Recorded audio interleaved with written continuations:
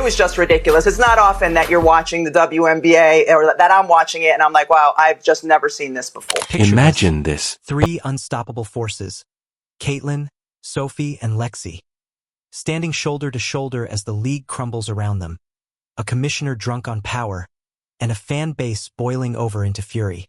With 200,000 supporters formally pledging a 2026 boycott, the WNBA faces its darkest scandal yet, and the numbers keep climbing so fast that Cathy Engelbert fled headquarters in sheer terror.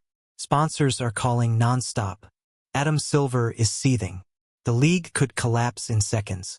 This is the story the WNBA never wanted you to see. You are witnessing history unravel in real time. If you're watching, hit like, subscribe, and comment. If you back Caitlyn, Sophie, and Lexi, the 2026 boycott is your statement. It all ignited with the Gamers Group chat leak. Caitlyn Clark reportedly got a warning from Cathy to stop outdoor sports, especially golf. But it didn't end there. Sophie and Lexi were threatened too, with benchings, suspensions, and even termination. Perhaps termination. As for what Engelbert is alleged to have said to Collier, if she actually suggested Caitlyn Clark should be grateful for what she makes off the court, that's preposterous. Did you miss the Iowa years? Clark is the Tiger Woods tide that lifts all boats. And we know this show is proof. The highest rating we have ever had followed one of her games at Iowa. The WNBA has benefited from her presence more than the other way around, even though this year for Caitlyn Clark was essentially lost to injury. The players were stunned. Frozen in disbelief. We can't even play golf? Caitlyn asked, her voice tight. We aren't even allowed lives. For the first time, the league's brightest star felt trapped. Lexi and Sophie refused to let her face it alone. If they suspend you, we walk too, they declared. Fans had already fallen in love with this trio. 3 athletes, 3 sisters, 3 teammates, and Cathy had chosen the absolute worst moment to ignite a war. Fury erupted the second the threat hit online. One fan tweet racked up 1.2 million views. Rede exploded. Instagram lit up. TikTok went ballistic. But fans weren't just angry, they were done. They remembered every targeted foul, every fabricated hit. For safety, Caitlyn was benched. Warnings over golf, cautions for simply existing, everything escalated. Then the nuclear button was pressed. 200,000 fans signed a 2026 boycott. Confirmed, official, and swelling by the minute. Entire families abstained. Children abstained. Friends abstained. The rage became generational. Sponsors noticed within hours. No negociations. No dilas. One call. You lose us if you lose Caitlyn. This isn't a league problem. This is a Cathy problem. And suddenly, the inboxes at league headquarters began flooding, signaling the storm had only League just headquarters. The high tide lifts all boats or whatever, basically. Like, if you buy into this, everybody is going to eat. Yet you had people fighting tooth and nail the entire season, not wanting it to be this way because other people weren't getting flowers, or she was getting too much attention, or she gets a special whistle, or I'm gonna check her off the ball here just because. And then her teammate cheers for her for throwing her on the ground. It didn't get better. And it's disappointing to me because it's not every player in the WNBA.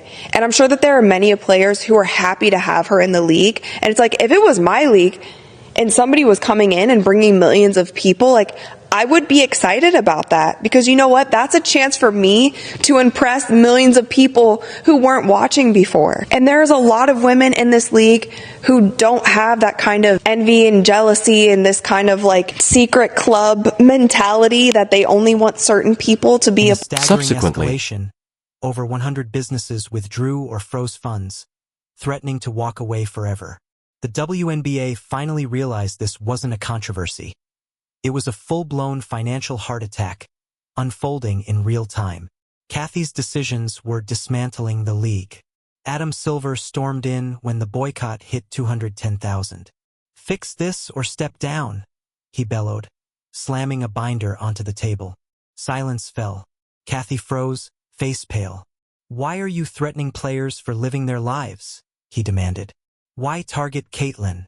Why alert her teammates? She stammered excuses. He was unmoved. Golf continues. No one gets suspended. No one gets fired. An assistant whispered something to Silver, and suddenly the scene spiraled further. He shook his head and left. No discussion, just raw, legendary frustration. Meanwhile, Fever headquarters exploded with calls.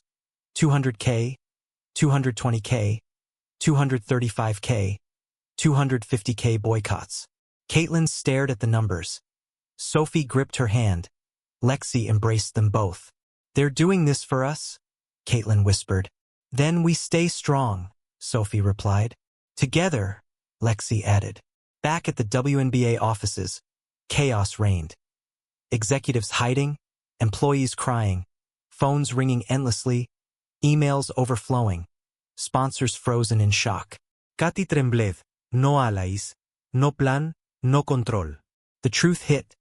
You cannot fight your supporters. You cannot endanger your stars. People had reclaimed the league. By day's end, accounting families, the boycott topped 1 million. Cathy's office was empty, her chair vacant, silence echoing.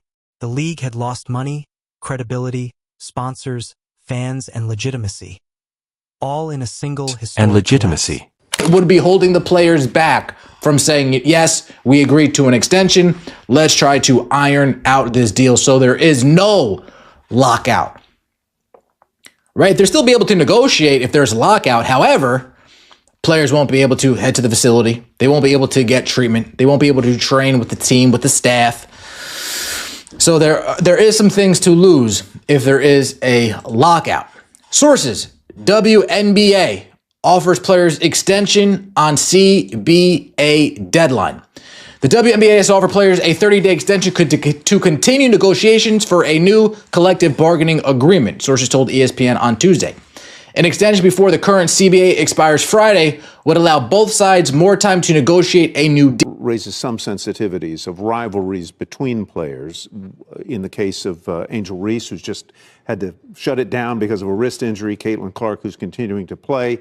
Rivalry that goes back to their college days, presumably, where I guess some trash talking entered in. But now it seems on some social media channels to have taken a darker turn, a more menacing turn, where race has been introduced into the conversation, where sexuality is sometimes introduced into the conversation. How do you try and stay ahead of that, try and tamp it down, or act as a league when two of your most visible players are involved, not personally, it would seem, but their fan bases are involved? Control all because she endangered Caitlyn, Sophie, and Lexi, the very players she was meant to protect. Today, the WNBA didn't just lose money. It lost trust, and trust is everything. Comment Boycott 2026 until justice is served. If you believe the fans were right, if you stand with Caitlyn, Sophie, and Lexi, hit like and subscribe because the scandal is far from over.